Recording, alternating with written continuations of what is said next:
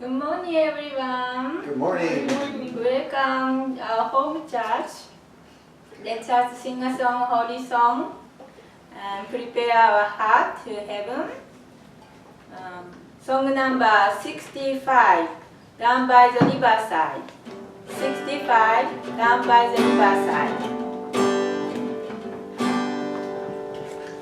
I could lay down my burden down by the riverside, down by the riverside, down by the riverside. I lay down my burden down by the riverside, down by the riverside.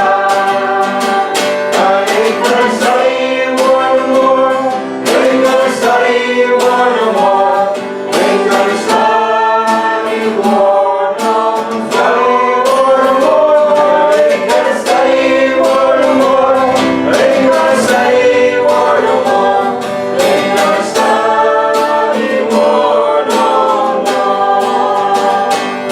I'm gonna lay down my sword and shield down by the riverside, down by the riverside, down by the riverside. I'm gonna lay down my sword and shield down by the riverside, down by the riverside. I ain't gonna study war no more, ain't gonna study war no more, ain't gonna study war no more, ain't gonna study war no more, ain't gonna study war no more, ain't gonna study war no more. I'm gonna go on my long road down by the riverside, down by the riverside, down by the riverside. I'm gonna go on my long road down by the riverside, down by the riverside. I ain't gonna study war no more, ain't gonna study war no more, ain't gonna study war no more, ain't gonna study war no more, ain't gonna study war no more. I'm gonna walk with my Prince of Peace down by the riverside, down by the riverside, down by the riverside. I'm gonna walk with my Prince of Peace down by the riverside, down by the riverside. I ain't gonna study war no more, ain't gonna study war no more, ain't gonna study war no more, ain't gonna study war no more, ain't gonna study war no more, ain't gonna study war no more. I join hands around the world, down by the riverside, down by the riverside, down by the riverside. I join hands around the world, down by the riverside, down by the riverside. I ain't gonna study war no more, ain't gonna study war no more, ain't gonna study war no more, ain't gonna study war no more, ain't gonna study war no more, ain't gonna study war no more. Woo! Thank you. There's one more line, we're going to join hands around the world. We We didn't did. sing that? We did. Yes. The next song is 37, Song of the Banquet. 37, Song of the Banquet.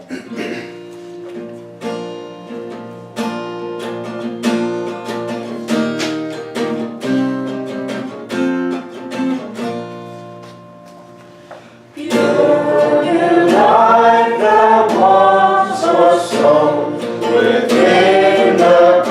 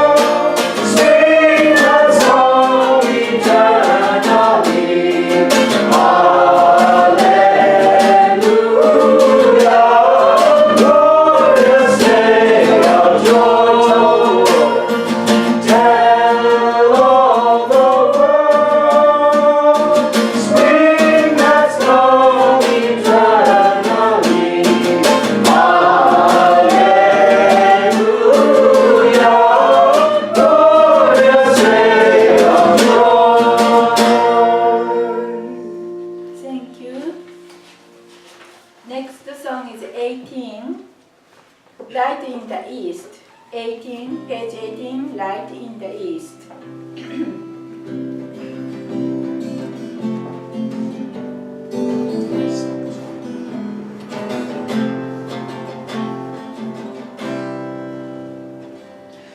Light the tribes of the darkness is shining brightly from the east. Sons and daughters of light are dwelling in the garden there.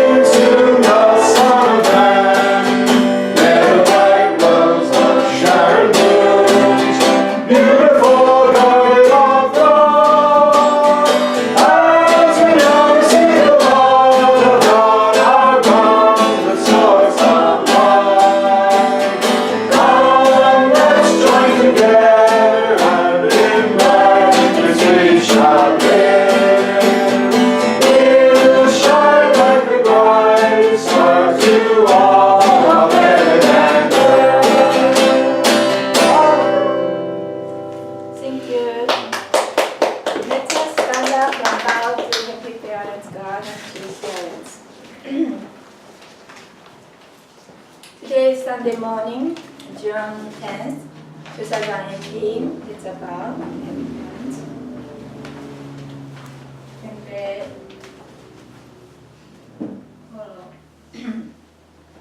And joining me in prayer.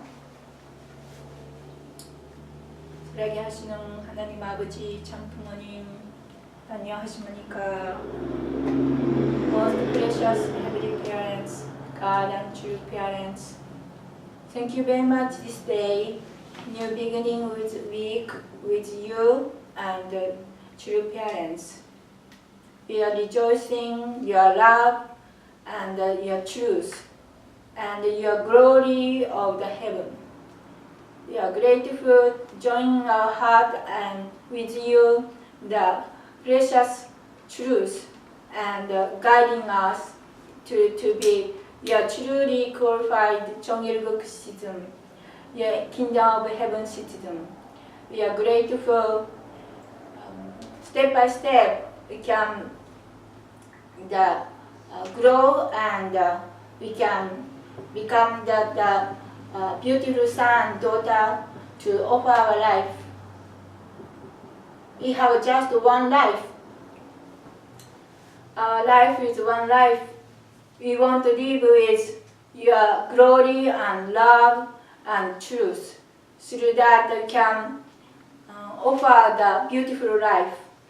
Please guide this day. We can be determined to with you and dedicate and cooperate with you and discipline ourselves. Please guide today that our pastor can guide us for the this week, and we can reflect the last week and we can dedicate ourselves this week to grow and learn and offer our life. Please bless this time and this week. We ask your heavenly protection and guidance and blessing. We thank you. I report in the name of Lamang and Tamiko Montanaro, blessed Central Family. Aju, Amen. Thank you. Please sit it. And welcome our Pastor Montanaro.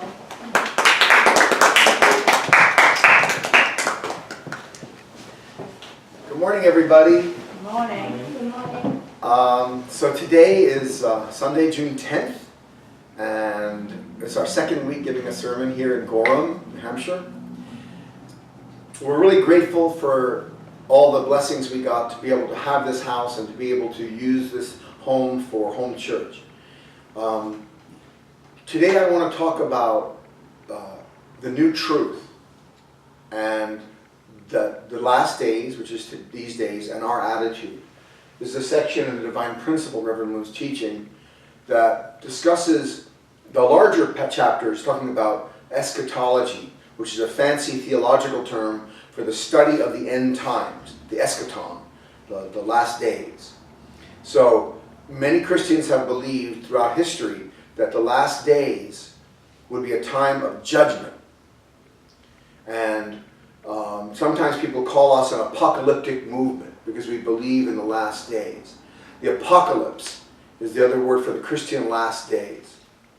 But if you look at Hollywood's version of the apocalypse, you know, there's a movie Apocalypse Now, and there is, what is it, the End of the World, which is a very disrespectful, kind of crazy movie, 2012, a lot of movies that show the end of the world, right? They're kind of based on the same Christian idea that God is going to judge this world and destroy evil, and that the good people are going to be taken away before this happens, raptured, taken up to heaven, and the bad people are going to be punished. Christians felt like for 2,000 years this was the only way to get rid of evil. They felt like they were powerless to stop governments and kings and emperors and armies and military forces and governments that have money and banks and the kind of cartels that have always existed in history. If we look at history, there's not been a single time that there wasn't ruling elites that controlled the money, that controlled the banking, that controlled everything. Most people were either peasants or serfs in a feudal system. In European history, or in Chinese history, in Japanese history, you have basically the ruling elite class. In Japan it was the shogun, the class, the samurai were there, his knights. Basically the shogun was a feudal lord, right? And the samurai were his knights. They were the strong men that would protect the feudal lord. And they went around the country raping and pillaging. They were bad guys. You know, all these movies talk about these guys like they're some kind of hero. But the reality is that these knights, you know, like in, what is it, Monty Python, Search for the Holy Grail? You know, these knights are going around, you know, and they're actually just, you know, pretty selfish jerks. Actually, they're jerks. What is that one guy goes, kills everybody, right, to get what he wants. That wasn't far from the truth. The reason Monty Python made that movie, they're English. That's their history. And they wanted to make fun of this whole romantic version of King Arthur and the Knights of the Round Table. This romantic version of Camelot. You know, a special time when knights roamed the earth and it was so holy and so amazing, these knights. You know, imagine they had to go to the bathroom and they're wearing that armor, you know, really hard. You know? They really stank. And those armor, they really, really stank. You know, and everyone was stinky. No one took baths, right? No one took baths, and basically it was a really dirty, disgusting time. And there were so many rats. People would throw their poop out the window in the cities because they had these chamber pots. They didn't have indoor plumbing, right, until the 1900s, basically. So they had chamber pots, which was like a toilet. You sat on it and you pooped into this little pot, this brass pot if you were wealthy. Probably a wooden bucket if you were poor. Yeah. And then they would throw it out the window into the street. Yeah. And they would throw their garbage out the window into the street. The rats were so bad that the Black Plague wiped out 1/3 of Europe in the 1300s. 1/3 the population of Europe died from the bubonic plague, the Black Plague, which was carried by the fleas on the rats. This is not romantic. Yeah. And to avoid this squalor, the wealthy elites would keep themselves at a distance from the people, and there was this elite class. But that goes back to Rome, the Roman emperors and the senators and the different ruling class, and Greece. Everyone talks about Greece as this ideal of democracy. But only if you were a white male land-owning, you know, which was a very small percentage of the population, could you vote in the agora, in the marketplace. You had a voice. Women were considered to be no higher than slaves. And so basically, they were not a free society. They had slaves. When we're talking about history, we're looking at a constant, you know, going back to, you know, Babylon, go back to Nebuchadnezzar, go back to the Egyptians, go back to India, and you have the, you know, the kings and the rajas and the princes. And the people, you know, we read some Indian fairy tales. They're gory, horrible stories. Just like Grimm's fairy tales were gory, horrible stories. Yeah. Bluebeard basically killed, what, 7 wives or something, more? Yeah. These are the stories we told our children. You know, about these people killing other people, you know, and this woman, this witch, Hansel and Gretel, what a lovely story that is, right? These 2 kids are captured by this woman and they're being fattened up so that she can eat them. Lovely story to tell children. So when we're looking at history, we're looking at a ruling elite that is evil, that they're most evil. They're the most powerful and they're the most evil. They have the power which they use to protect themselves from the people and to create for themselves a zone where they can live better than everybody else and they can extort money and food and good things from the poor people. This is the reality of history. We've seen the misuse of power and money. And poor people are no better. They're just poorer and weaker. But they have also the sin and fallen nature. Human history has not been beautiful. Christianity has created a very beautiful society. If we look at Protestant Christian, especially society, we see a society where people have a genuine desire to be good. They want to do good for their neighbors. There's a sense of responsibility to neighbors. Protestant Christianity is the highest form of religion in history. The Catholic religions, when we look at Catholic countries, we can't look at Catholics in the United States because actually Catholics in the United States have adopted many of the same practices and spirit of the Protestants in the United States. The charismatic Catholic movement began here. This is a born-again Catholics, basically. And it's very, very spirit-filled. But when we look at Italy, when we look at Spain, when we look at South America, when we look at Central America, when we look at Portugal, when we look at France, when we look at the countries where the Catholic Church is in charge, people, there's still the elitism. Because the Catholic Church is organized in a hierarchy, right? You have the Pope, you have the cardinals, you have the archbishops, you have the bishops, you have the priests, and then you have the laity, the common people. This kind of system is ingrained in people's mind in Italy, in Spain, in Central and South America, where they expect government. Since God established government this way, right, in the church, then we human beings should establish our government the same way. So the politics, if you look at the politics and the economy of Central and South American countries, of Spain or Italy, you see an elite ruling class, often a dictatorship, right?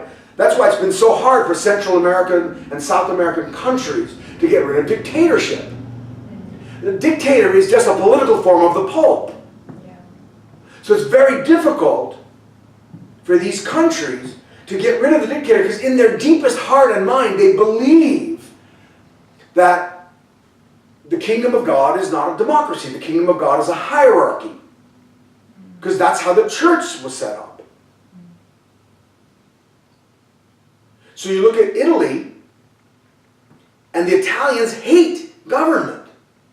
They do everything they can to cheat and to steal from the government. In other words, the Italians have made, the government has made bureaucracy an art in Italy. It's an art form.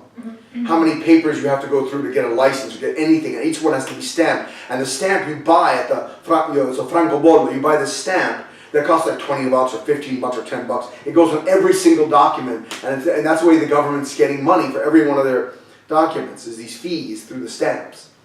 And it takes hours and days and weeks to go through anything. So the people avoid government when they can. And they sabotage it, and they steal from it, and they lie to it. They don't pay their taxes, everything's under the table, it's all like this. And there's this dichotomy of the wealthy elite. And the Italians still believe in it. And if you look at Southern Europe, you still see families, certain families that have nobility, the nobility. And again, this is another romantic notion. How many of you at home, how many of us in America have written a way to get our family crest? You know, the lion and the unicorn and, you know, rampant on the field of, you know, green and, with, all this kind of nonsense. This the cross and these animals and, the family crest.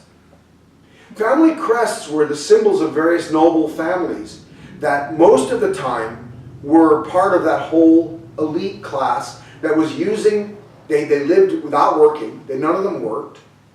They had manor houses, huge homes, and basically they were rulers. They were the dukes were the next highest, and then you had earls, and you had all the different nobility classes. They were basically like this hierarchy. And you still see vestiges of that in Italy and in Spain and in all the Catholic countries. This idea of oligarchy comes in. So you have dictatorships and oligarchy, ruled by a few, right? And then, anyway, the point I'm making is that history has been ugly. And the Catholic Church, while it's still very good in the sense of living for the sake of others, the idea of charity, Christian charity, and the Catholic countries that create good charities, Catholics have created schools. My mother went to a Catholic school in India. The Catholics built schools and hospitals everywhere in the world. So there's been a great history the Catholic Church has made also. But there's been a lot of misuse and abuse.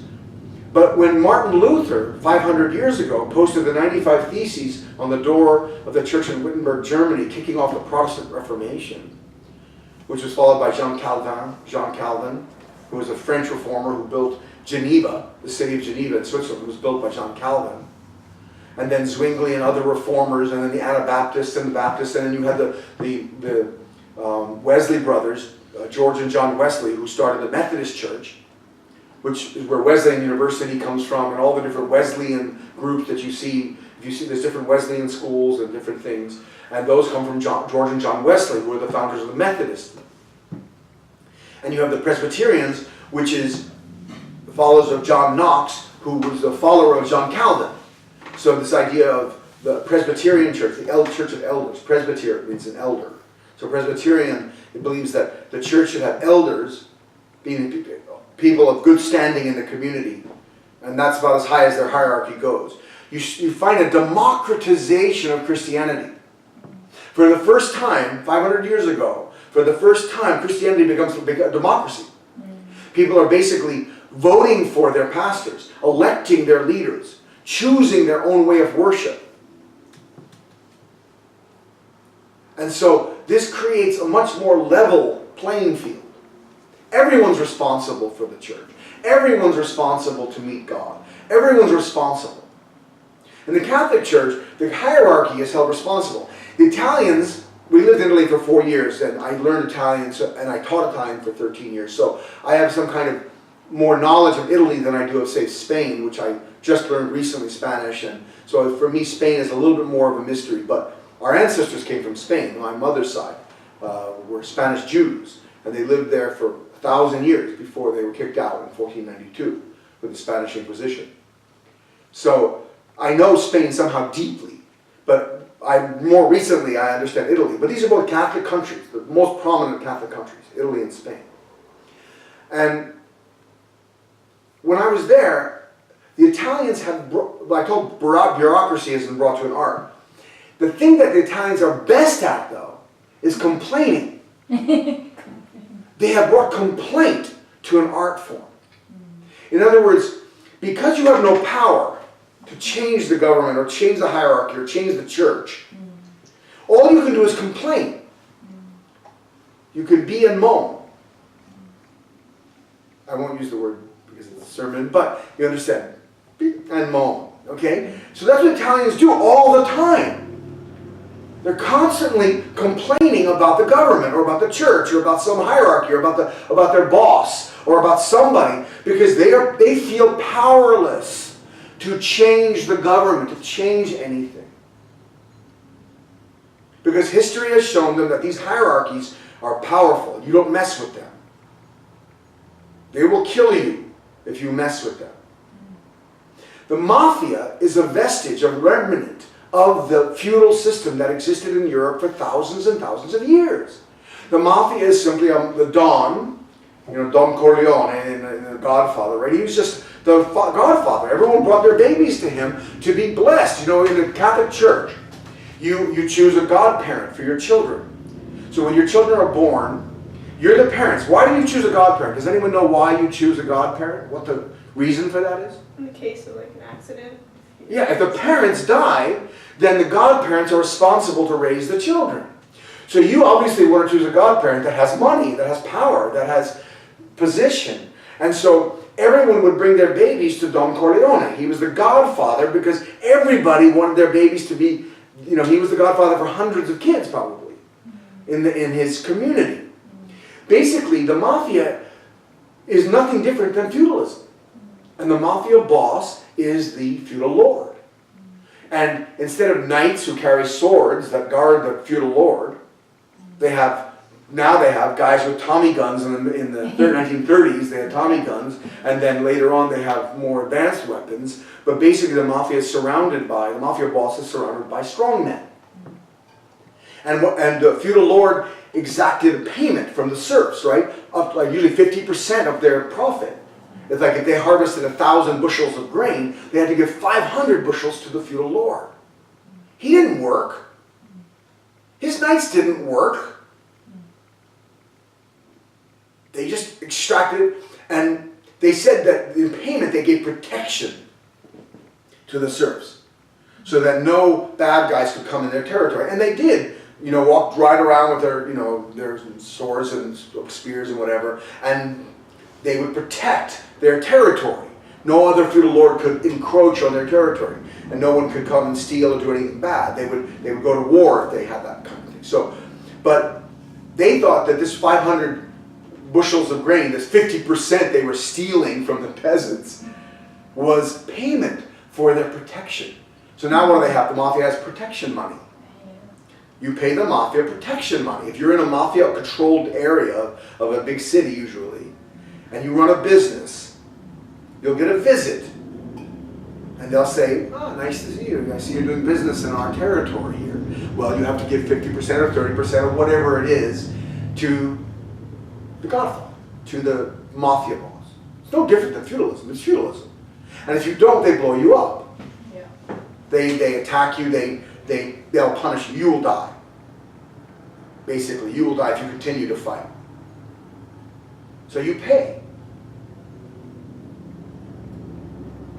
You can see that would breed resentment, don't you think? Yeah. It breeds resentment. And the Italians have a lot of resentment about government. Because for years, for thousands of years, these people, not just the Italians, all people throughout the history of the world, have been abused by government. They've been abused by leaders. They've been abused by people in power. America has a slight difference in the sense that democracy, or this idea that Christians are responsible for themselves, for their own faith, for their own life of faith, came here to the United States, and it was the foundation for the American Revolution. The American Revolution in 1776 follows about a 40-year period of what we call the Second Great Awakening, or the Great Awakening actually, when the Wesley brothers, George Whitefield, and other great speakers, Jonathan Edwards in Connecticut, many of them were great preachers, famous preachers, and they traveled through the 13 colonies, and they drummed up incredible faith in Christ. And they brought people back to churches by the thousands. And the colonies began to develop a sense, we are different from Europe. We are a city on a hill, like Augustine said. Augustine, in about 350 AD, he had written a book called The City of God. And he had talked about a city on a hill, that Christians should build a city on a hill. They should be like Jesus said, if you have a light, do not set it down underneath a bushel. Don't put a basket over it. Put it on top of a table so people can see your light.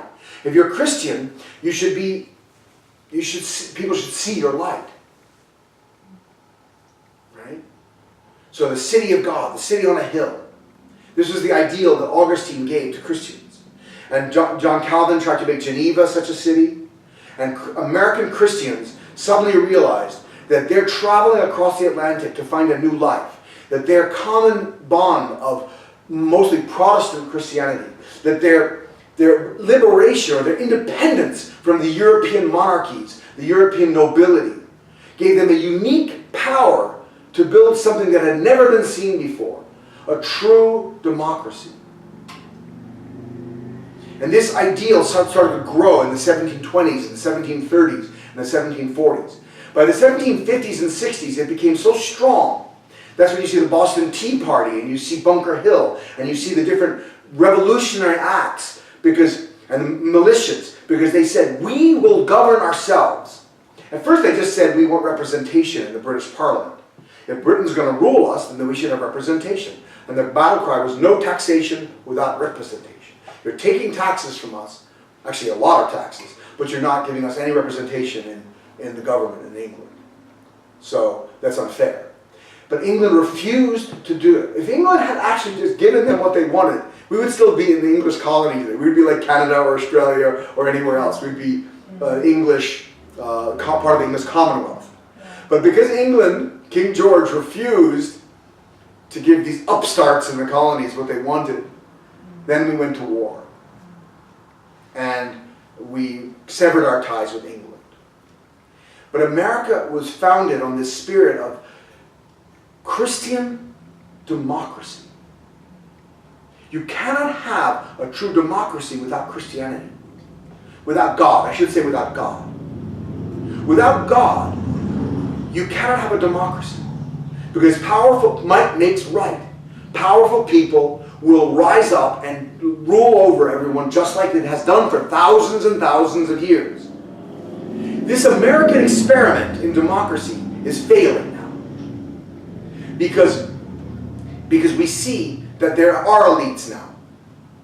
There are money elites, strong banking cartels. There are powerful business elites.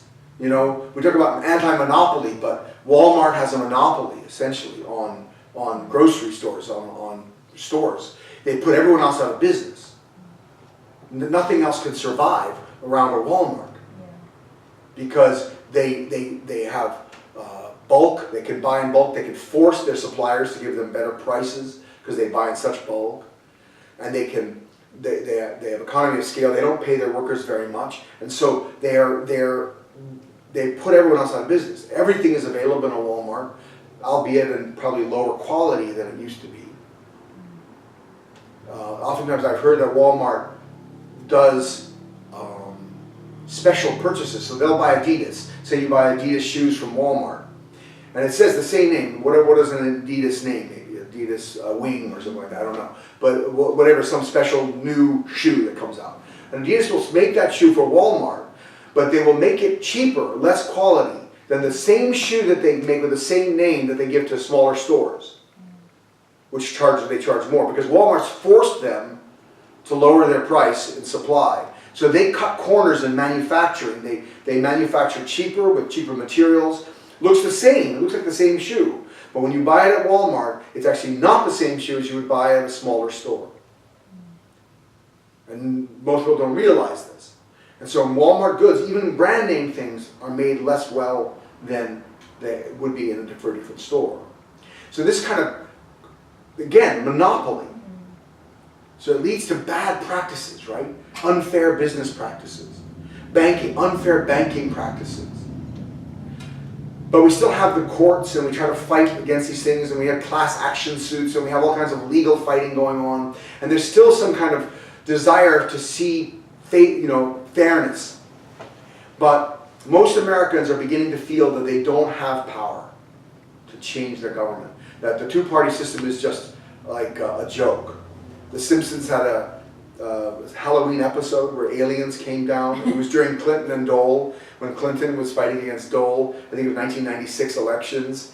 And these two aliens came and possessed basically Clinton and Dole. They actually captured them and put them on the spaceship, And then they came down, I am Clinton, I am Dole. And they were exactly the same, And they were like twin aliens, And people didn't know who to vote for, but who cares? And they were making fun of the fact that there was no difference. That if you vote for this person or this person, the government's not going to change. So Americans are developing this feeling that we can't change things. But there's still life in America. Okay, this was a long introduction. What I'm really talking about is that when you have a certain way of thinking, the way you act changes. If you are raised in a Catholic kind of church, Catholic way of thinking, the way you act changes. You develop this kind of complaining spirit about hierarchy, and you kind of fit into a hierarchy better than somebody else. If you're raised in a Protestant church, maybe you have a little more independent thinking, a little bit more rebellious, a little bit more wanting to find your own way, because that's brought into you, and you act differently. Are any of these ideas good enough, though, to build a perfect world? Can Christianity build a perfect world?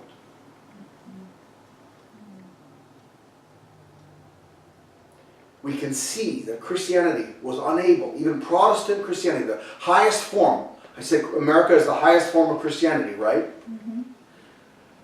Has Christianity been able, in America, to build a fair, true, good society? I think there's some beautiful things. I think we've done amazing things. Like looking at a small town like Gorham, we see a lot of very responsible, good citizens. We see good citizens. And that's the ideal of democracy, of American democracy, is good citizenship. But we also see some things that are not so good citizenship. We see stealing. We see, in our government especially, we see corruption or graft or bribery or different things. Governor Rowland in Connecticut was sent to jail. Connecticut's a Protestant Christian state, right?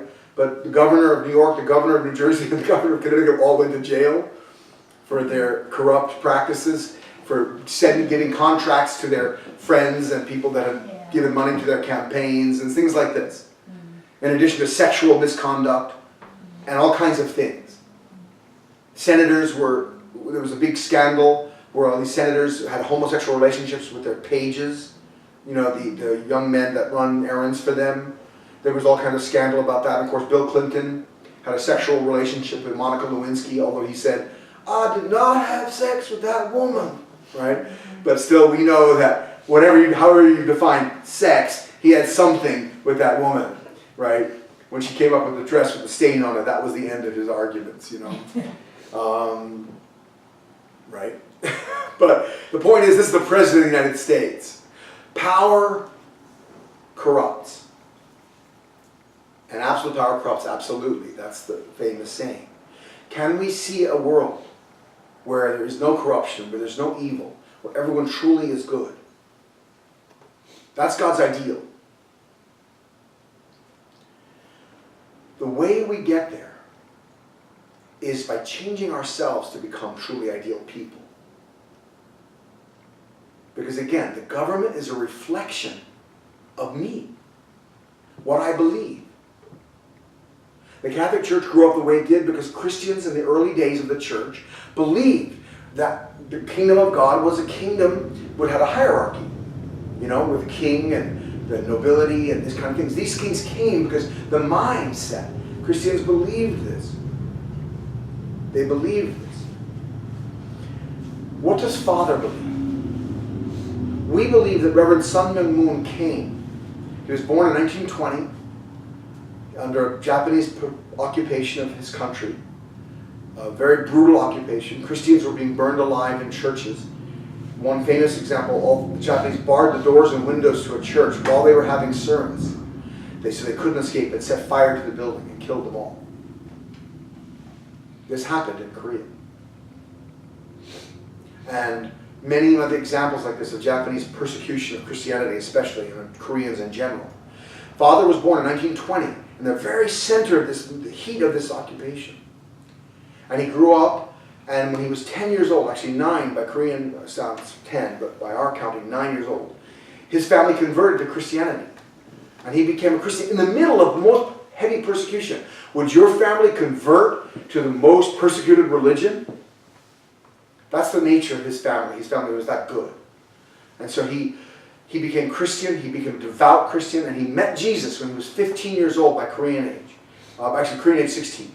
By Western counting 15. So in 1935, on Easter morning, he met Jesus Christ. The Spirit of Christ came to him and commissioned him to become the second Advent. Can you imagine you're 15 years old and Jesus comes to you and God comes to you and they say to you, you have to take responsibility to save the world? All of you here, except for 2, are older than that now. Can you imagine at 15, what were you doing when you were 15? You're a sophomore in high school. Can you imagine being a sophomore in high school and God comes to you and tells you you have to save the world? Most sophomores in high school they start just popping pimples. Right? That's their number one activity is worrying about their acne. You know, that's what they're doing as sophomores in high school. not worrying about saving the world. They're worried about saving their face, you know. Right? So, this is a little humor there, but I mean, basically, a 15-year-old is not really usually capable of understanding that kind of heart. But Father was, because he was so serious, and his family was so serious, and his country was so serious. The people that God chooses suffer because they have to be serious to meet God halfway. The chosen people of Israel suffered under foreign occupation and attacks for thousands of years. The Christians suffered 400 years of persecution in Rome. Christians were burned alive on crosses to light the way into Rome by Nero, by Emperor Nero. Martyrdom for hundreds of years. Christians have always suffered. True Christians have suffered. Many Christians who tried to teach the Catholic Church that they needed to change or reform were killed for their reforming efforts. That's why Luther would have been killed in 1517 if the Catholic Church had gotten a hold of him. But Prince Frederick of Germany protected him, put him in his protection and wouldn't let him go to Rome. He was summoned to Rome and he didn't go. Christians have suffered. Jews have suffered. Chosen people are suffering. And the Korean people suffered more than any people on earth. Occupations and attacks by other countries. They suffered. And that suffering didn't destroy them. It made them tougher and purer of heart. Father at 15 was ready to meet Jesus. He didn't feel it. If you read his own autobiography, he says he was stunned and scared and shocked when Jesus came to him at that age. So it wasn't like he was strong and ready to completely do the mission. But that was when he was 15, when he was told. This is 1935, 10 years before the end of World War II. The Japanese occupation was getting more and more intense. Why? They were taking Korean young men to the front lines. And when we fought in World War II, many of the soldiers we killed with our bullets in World War II were Koreans. They were in the front lines of the Japanese army. They were the first ones into battle. That's what the Japanese did to Korean young men. They took young men, even 13, 14, 15-year-old young men out of the villages and put them on the front lines in the Japanese military. And young women were taken as comfort women for the Japanese army at 13, 14 years old. Some of them reported having forced to have sex 200 times a day. This kind of abuse Korea went through. And that was happening just when Father was studying to do his mission between 15 and 25, from 1935 to 1945. 1945 was the end of the Japanese occupation when Japan surrendered, August 15, 1945. So we believe that Reverend Moon is the second coming of the Messiah, that he came to teach a truth that could end evil. But does evil end because of a teaching? Can God come down with a magic wand and wipe out evil? Ever? Can the Messiah, even with God's power behind him, wipe out evil because he wants to? Who has to stop evil? Me. You. We all have to fight evil in ourselves because God wants a world where each one of us chooses to be good, chooses to love. Because God respects us and wants our love so much. We're so special to God that God wants our love so much that he's willing to suffer with us thousands of years of separation. God has been separate from us, our hearts, for thousands of years. We're not resonating in the same frequency as God. So our lives are messed up. We mess up our lives. Murder, rape, incest, violence, thievery, all kinds of government abuse. The suffering of history is a result of human beings living their lives without God. And God has been suffering. You cannot think of God sitting on a throne going, I will judge this world someday. But for now, I'm going to hang out up here in my safe zone without any suffering. That's what people imagine God to be. that he's some kind of a tyrant that has imposed this world on us. That our suffering is because God won't intervene, or God is forcing us to suffer, or God is somehow responsible for this suffering. And that's why many people refuse to believe in God. Well, if God exists and he's so good, then why is there suffering in the world? They don't realize how complex God is and how complex we are. That love is the reason God created. To experience love. And he is willing, he's not somewhere far away, he's inside of each one of us as we're doing evil. As we're doing evil, God is inside of us, still screaming quietly to our original mind, please don't do this. He's inside of Hitler when Hitler's making decisions to send Jews to concentration camps. He's inside of Stalin when Stalin is starving 6 million white Russians in the winter of 1936 or 37. He's inside of evil people when they're killing and murdering and raping and doing other evil acts. And he's suffering. God is suffering more than any of us. You know, why doesn't he stop it? We have a free will. We have free will. God wants us to take ownership of our own lives. To choose to be good. To choose to love. Because love without choice is not love at all. If I force you in any way, even using some kind of, economic thing or some kind of fear to say you love me, it's not love. Everyone knows that. Do you know that? Do you understand this? It's not love if it's forced. It's not love. It can't even be, the word love cannot even be used on it. It is not love if there's any force involved. God knows this. God created the universe. And he created us that we're free from our instinctive nature. Our instinctive nature is there. We have an instinctive nature. To have sex, to eat, to sleep, to survive. We have those instinctive natures like animals do. But we also have a nature, a spiritual nature, which is stronger, actually should be stronger than our physical nature. But it's not. But it should be. Which makes us absolutely free agents. We are not governed by our instinctive nature. Some people will refuse to believe that. They say, oh, no, human beings are just as governed by their instinctive nature as animals. Look at people. They steal, they rob because they're hungry, they want to eat, and like this.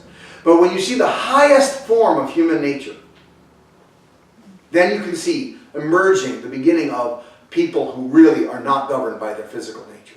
When we see Gandhi, and other people who have fasted to death, who've not eaten because of some principle, something they believe in, we know right away that our instinctive nature is not governing us. So our instinctive nature is not governing us. When we see a monk in Vietnam dousing himself with gasoline and sitting in meditation while he lights himself on fire and burns to death, we can say this man is not governed by his physical, instinctive nature. Love is not instinctive. The kind of acts of unselfishness that we see in society every day. People, giving to charity, giving money to charity because you feel sorry for somebody who's not as fortunate as you. That's an act of love. That's not instinctive. What is there instinctive about giving charity? Human beings are not animals. We have a physical body that is very similar to an animal body, but we are not animals. Our true nature is to love.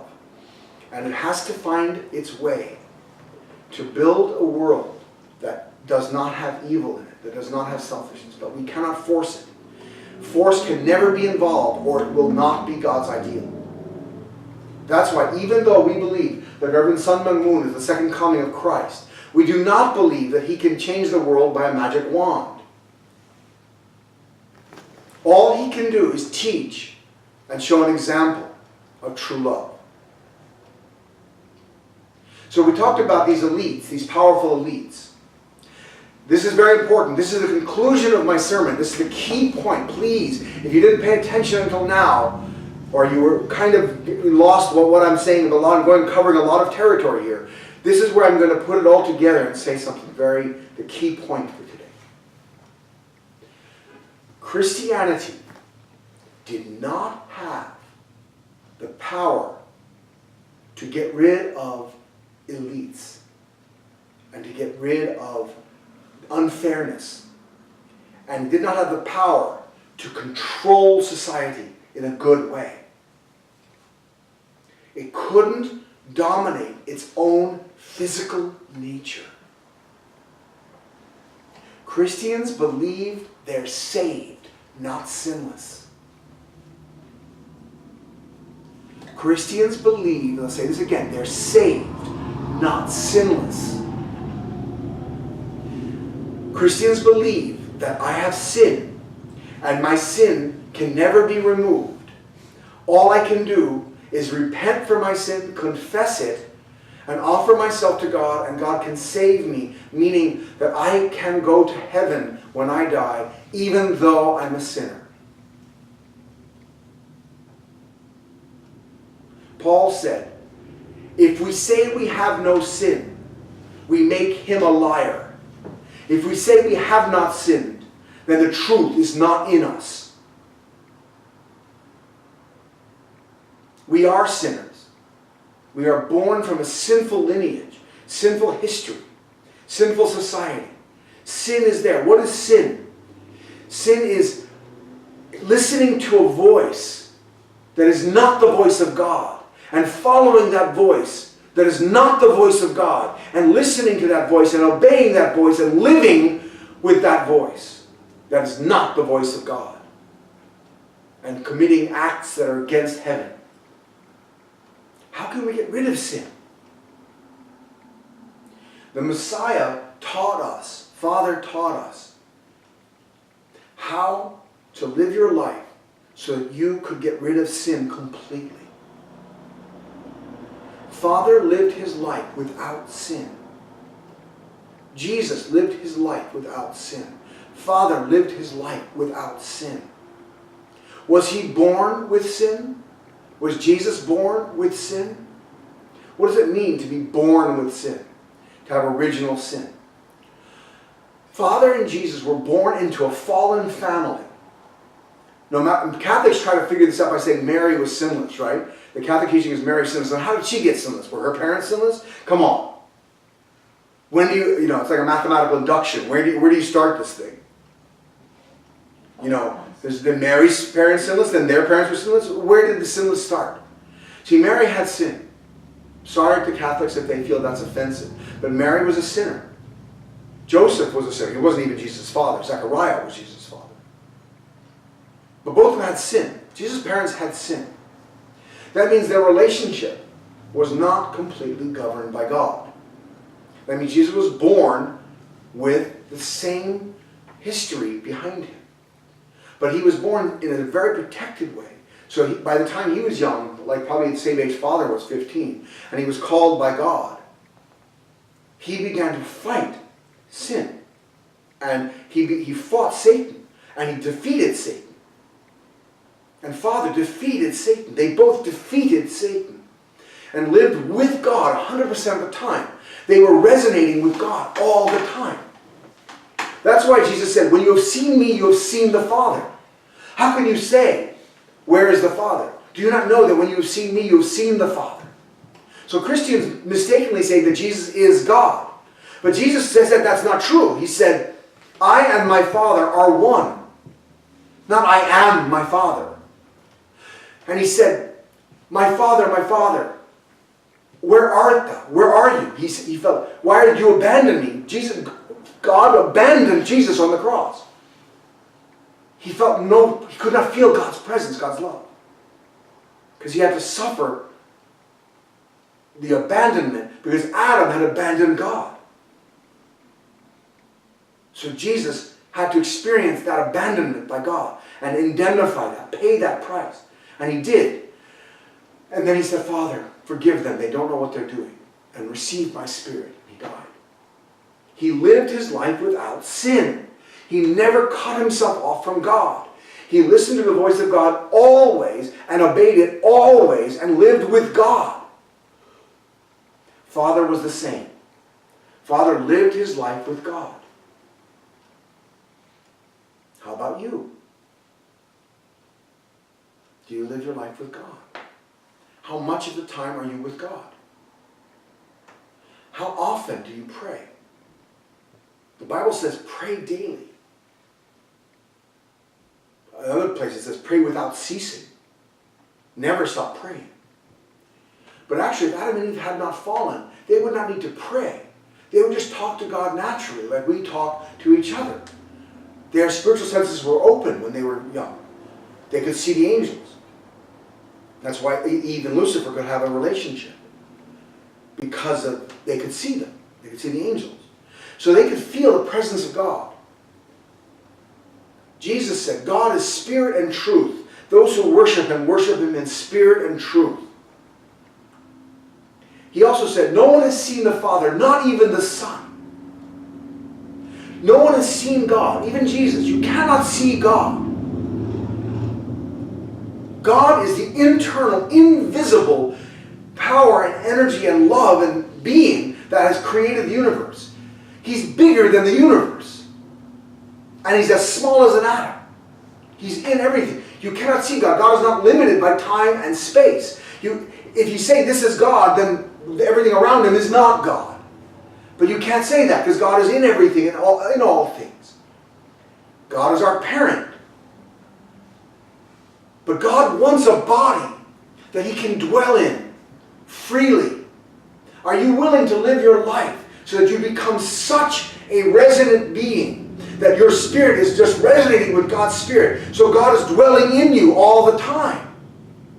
That's what Father taught us. And back to that point I said was so crucial. Christianity never believed that they could get rid of sin. Because we killed the Messiah 2,000 years ago. We didn't follow him. Did we unite with Jesus? Did we learn from Jesus? Did we accept Jesus' teaching? Did he become our master and we followed him right to the end of our lives? Or did we murder him and then we suddenly say, I want to believe in him now. Okay, I'm sorry I killed you. Please save me. Christianity is built on a religion of repentance and forgiveness for sin. It has never been a religion to get rid of sin. Not even in myself. Let alone in my family, in my society, in my nation, right? In the government and in the world. Forget it. So Christianity has never been able to get rid of sin. This is a key point. Are we able to get rid of sin?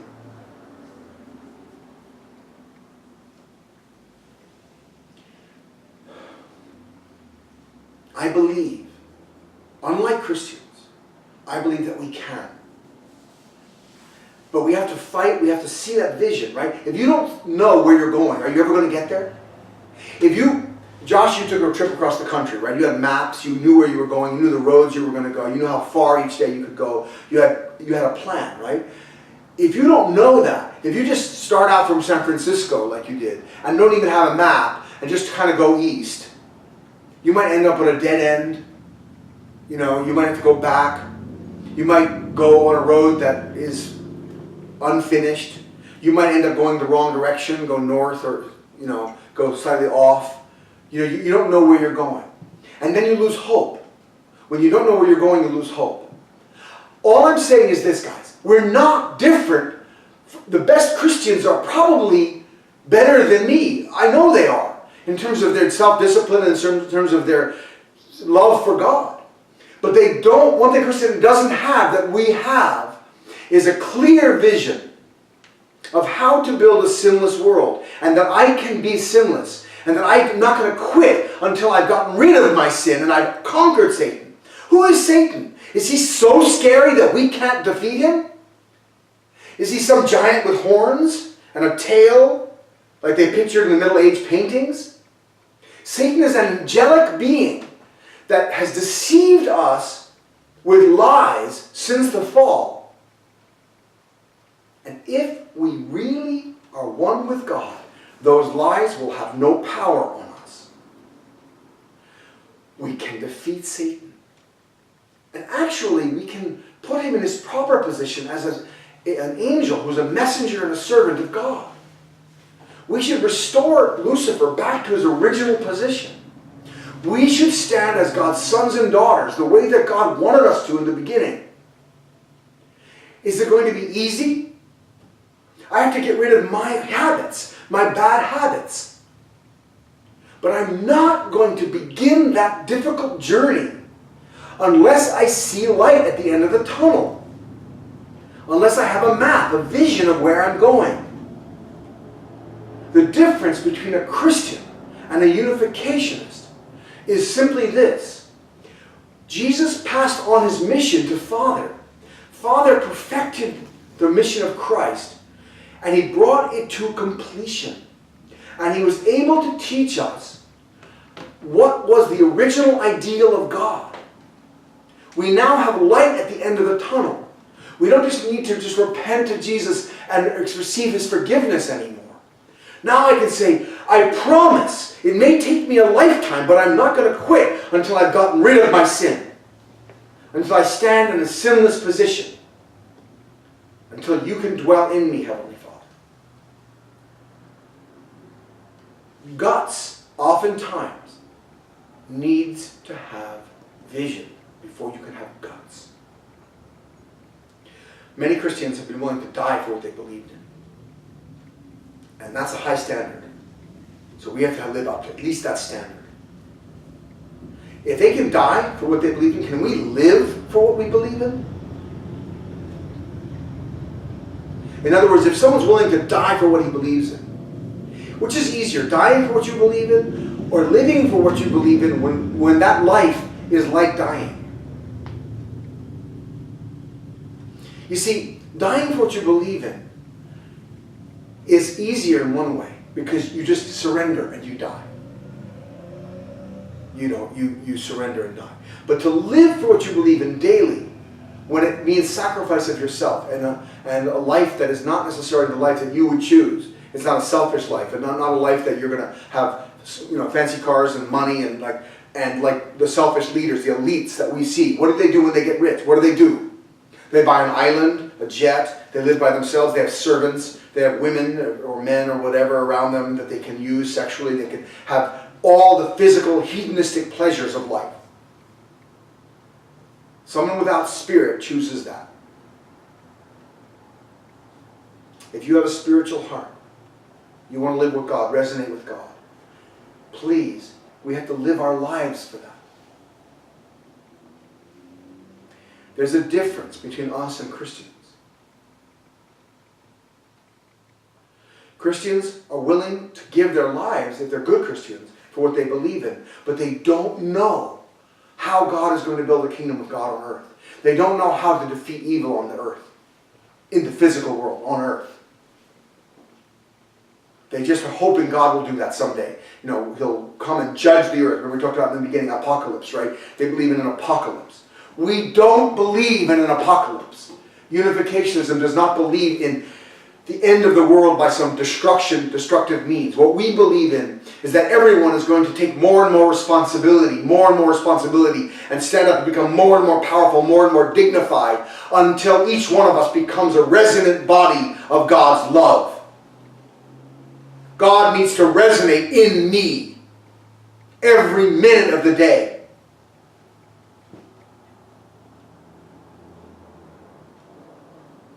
Every minute of the day. Are you ready for that? Are you ready for that? Are you ready for that? You want God to be resonating with you every minute of the day. I warn you right now, if God is resonating with you, you can't shut up. Sometimes you're going to have to speak out against evil. Not just sometimes, most of the time. You have to stand up for what you believe in. And last week we ended our sermon with this idea, remember? Don't try to fit in, try to stand out. When you resonate with God, you will stand out. Everyone who's tried to resonate with God has been persecuted, without exception. Christians are no exception, right? Good Christians throughout history. Martin Luther tried to resonate with God, tried to find the truth in the Bible, in the New Testament. And he was persecuted. He would have been killed. Everyone who tries to resonate with God is going to go to another level. And I'm going to finish up by reading from the Divine Principle.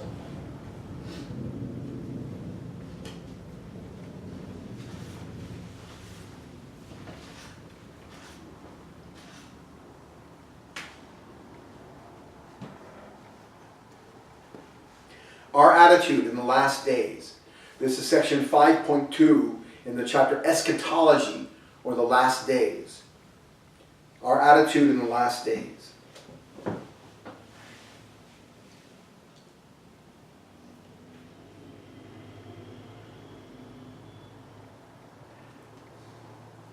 The providence of the new age does not begin on the ashes of the old age. Meaning, God's not going to let this whole world be destroyed and then there's nothing left, like Armageddon, like in Terminator 2, Judgment Day, when there's nothing left, or like in Matrix, when the whole world's been destroyed and we've blown up the Earth and now the clouds are blocking the sun, and this kind of image of devastation. That's what people have. And then God will raise up one person like a Messiah. No, that's not how it works. On the contrary, the new age sprouts and grows amidst the final phases of the old age and comes into conflict with that age. Accordingly, it is difficult for a person steeped in the old tradition. So for Christians, it's difficult for you to hear these messages that I'm giving from Father's point of view. You can't accept them. You have a hard time accepting them. It says, accordingly, it is difficult for a person steeped in the old tradition to understand or accept the new providence. This is why the saints and sages reading the dispensation of a new age were often persecuted and martyred as victims of the old age. Jesus, for example, who inaugurated the New Testament age, came at the close of the Old Testament age in such a way as to bewilder, confuse the faithful adherents of the Mosaic law, the Pharisees and the scribes and the Sadducees. He was ostracized by the Jewish people and eventually crucified. This is why Jesus said, new wine must be put into new wineskins. Jesus is to come again at the close of the New Testament age.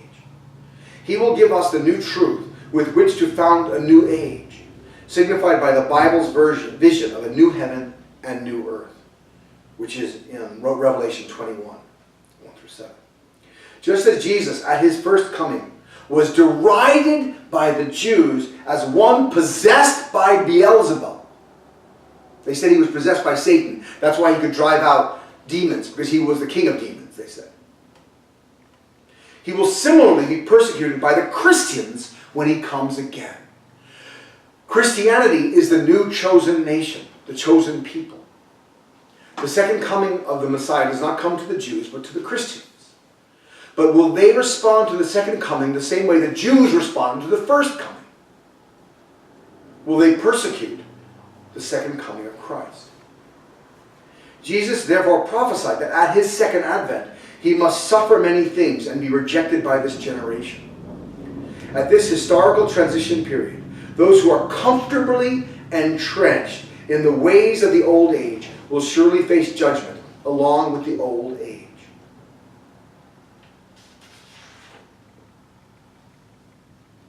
We who are alive today are living in the last days. We should cultivate a humble heart and make the utmost effort to receive divine inspiration through prayer.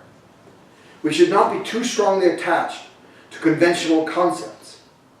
But rather should direct ourselves to be receptive to the Spirit in order that we may find the new truth which can guide us to the providence of the new age.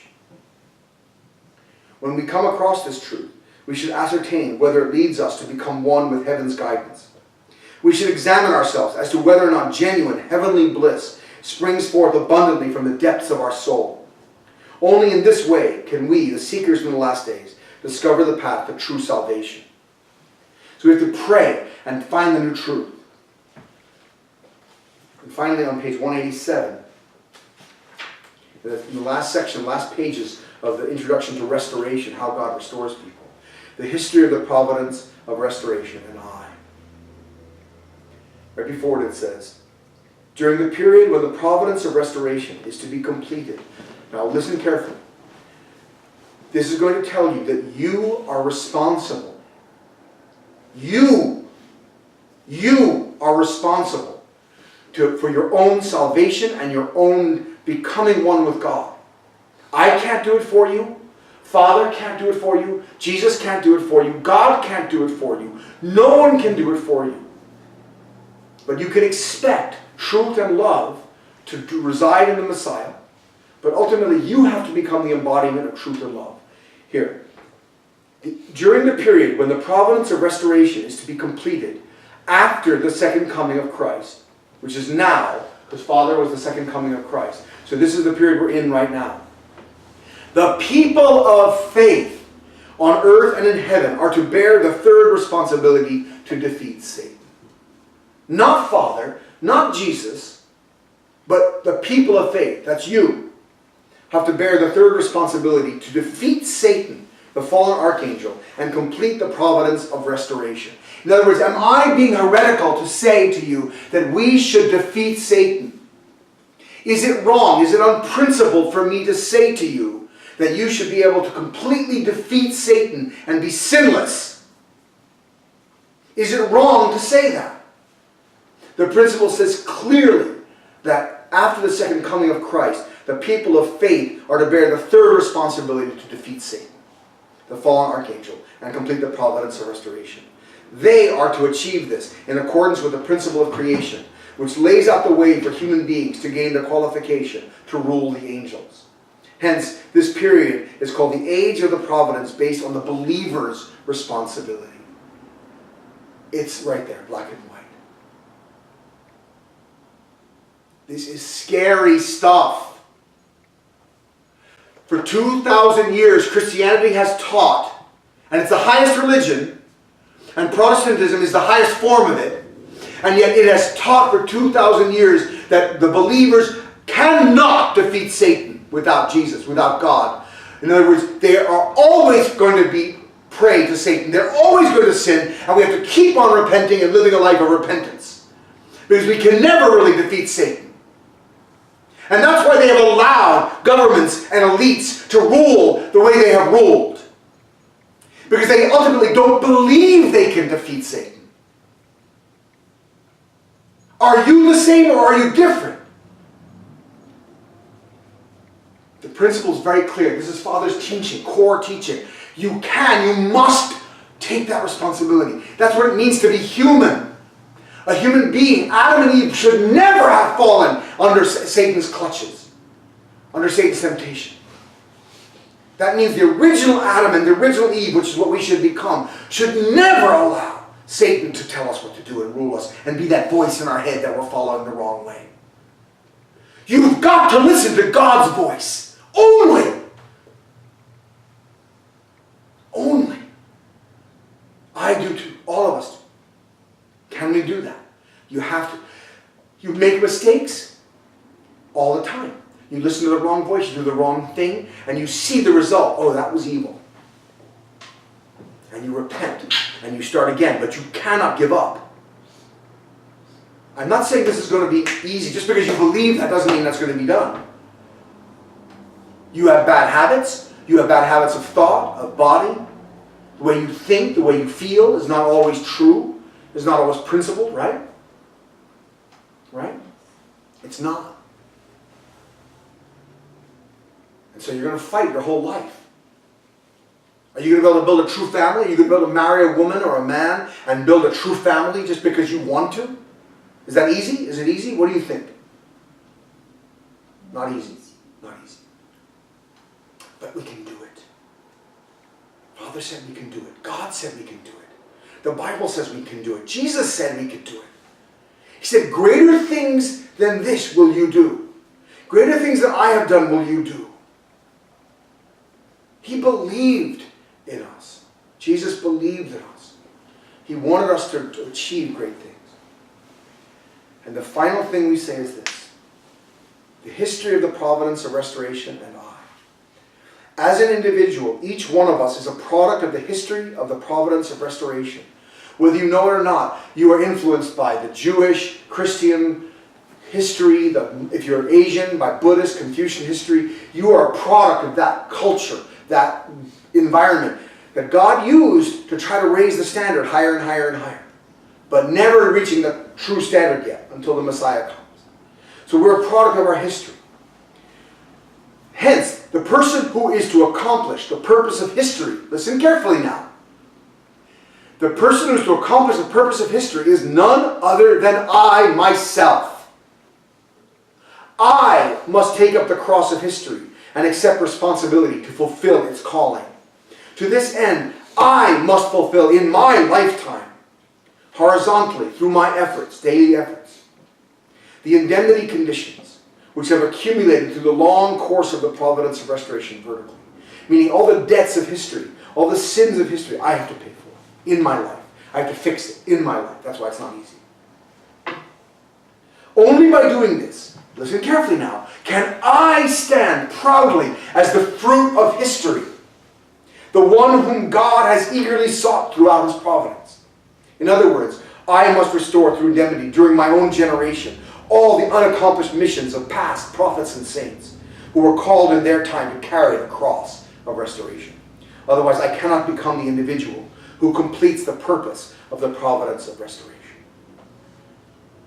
To become such an historical victor, I must clearly understand the heart of God when he worked with past prophets and saints, the original purpose for which God called them, and the details of the providential message which he entrusted to them.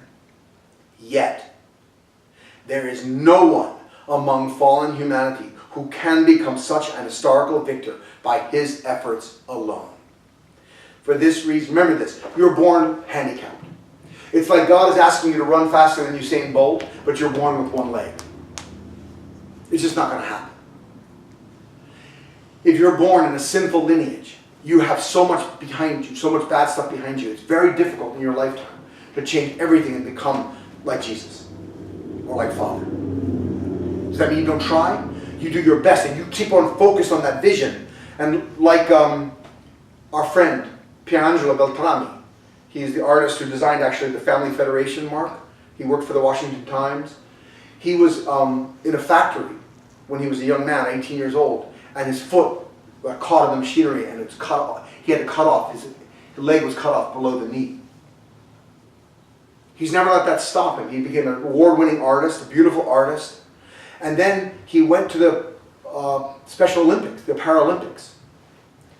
And he got gold medal in Barcelona from cycling. Amazing, right? Amazing. And you've seen those blade runners, right? They run with they don't have feet, but they're able to run with these blades on their feet. You know? So we can do it. Even though you're born handicapped, you can do great things. Again, there is no one among fallen humanity who can become such an historical victor by his efforts alone. For this reason, we must understand all these things through Christ at the second advent, who comes to fulfill the providence of restoration. Moreover, when we believe in him, become one with him, and attend him in his work, we can stand in the position of having fulfilled horizontally with him the vertical indemnity conditions in the history of the providence of restoration.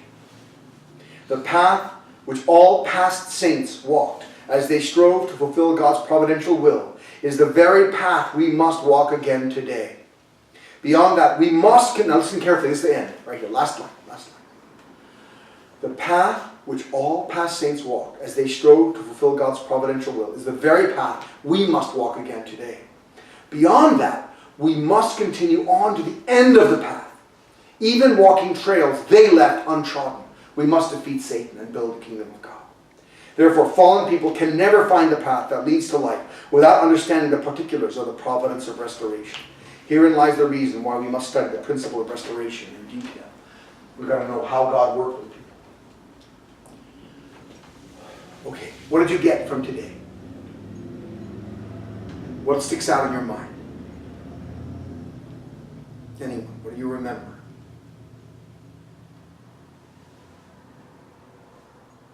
What do you remember, son? Christians have not learned to remove their sin.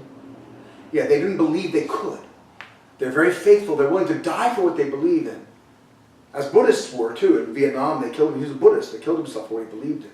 But just because you believe in something enough to the point you can die for it doesn't mean that your belief can build the kingdom of heaven on earth.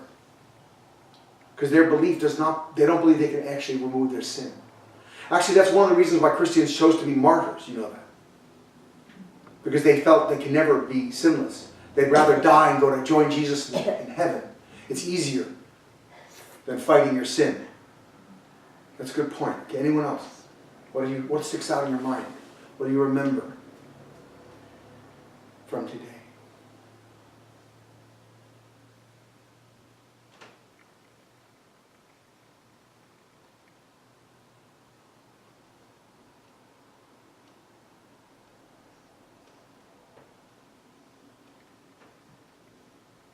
We should stick out, not, Not try to fit in, but try to stand out. Okay, good.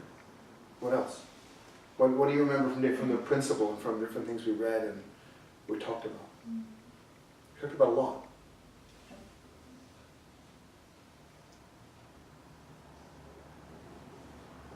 Tell me, what do you remember?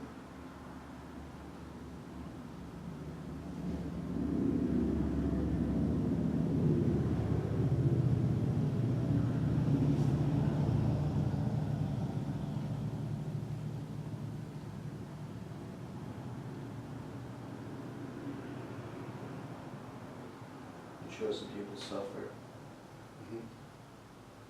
Yeah. God chooses the people, they suffer. Anything else? we have to change the way we think and who we listen to in our head. We have to stop following Satan Yeah, and resonate with God. right. And in order to do that, we have to bring change to the people around us. Right. And the principle helps us to do that. When we study the teaching of the second coming of Christ, our way of thinking changes. If we stay in the Christian cultural sphere, we'll think like Christians think and we'll produce the same history and the same society that Christians have produced, which is good, but not great, not perfect. So we need to go beyond that, which is not easy, to a realm where we actually defeat Satan and remove sin. Then the elites will disappear. Then governance will be by good people.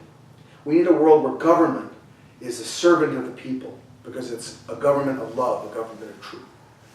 Josh, what do you remember? Anything?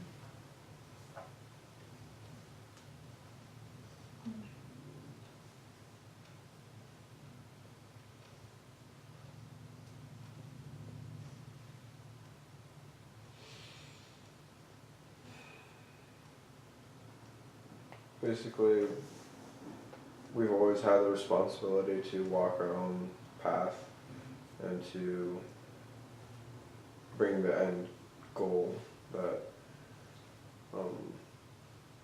basically to have good strong families and good strong neighbors and good and powerful kind of under God.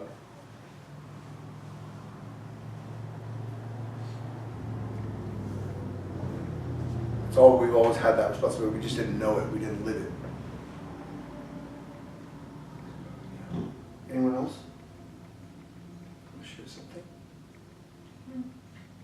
Faithful people have a responsibility to choose good and love God and love neighbor and practicing the truth.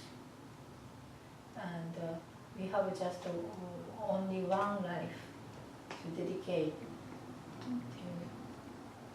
achieve the goal, to be the God's son and daughter. Anyone else want to share anything? Thank you. So today, I mean, for me, what stands out is that we are doing something that's never been done before. We want to change the government, the way the government works. The Christian idea of government is different from the unification idea of government. The Christians believe that evil cannot be removed. So they don't expect leaders to be sinless.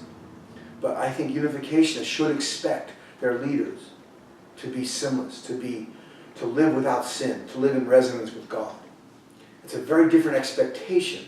And I think if we live with that expectation and build societies and governments that way, we will see a world eventually that the government is completely transparent, that it doesn't hide anything. Right now the government is hiding so much because there's sin. Whenever you sin, you hide it. So whenever there's darkness and obscurity and kind of a dim, you can't see something and it's not transparent, there's evil there.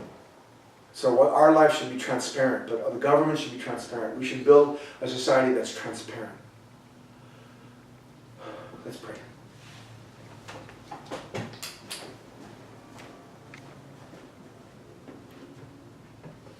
Heavenly Father, thank you so much for today's sermon, for today's words.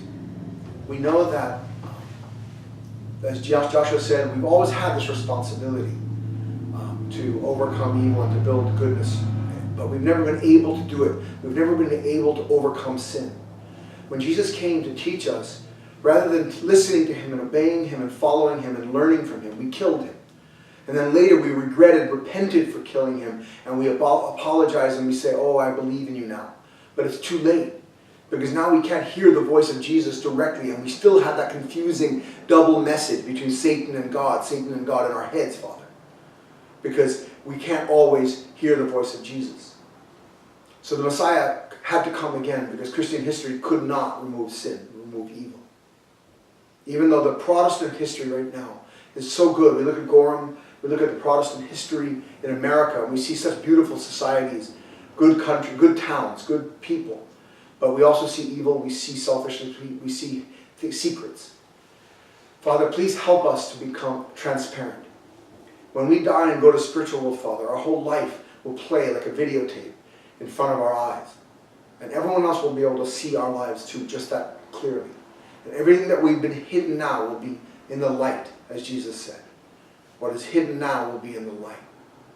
Please, Father, let me live transparently so that I have no secrets, nothing hiding, Father.